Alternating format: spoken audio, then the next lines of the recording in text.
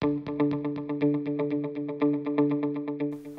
Google. Акция дегеніміз не және ол қалай жұмыс істейді? Білмеймін. Оны Мейірханның қарапайым экономикасынан сұрамал, братан.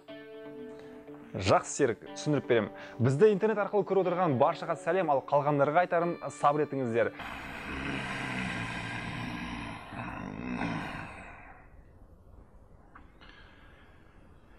Да что ты, черт побери, такое несешь? Сәлем достар, бүгінгі тақырыбымыз акция дегеніміз не және ол қалай жұмыс істейді.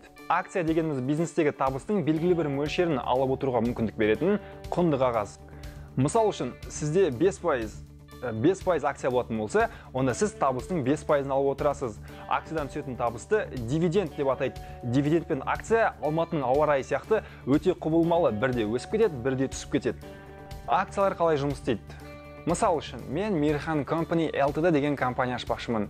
Ол компанияны ашу үшін маған $10,000 керек. Менде өкінішке орай, ондай ақша жоқ. Менде бар жоғы $5,000 бар. Сол кезде мен өзімнің достарым Серік және Ершаттан $2,500 инвестиция салуын сұраймын.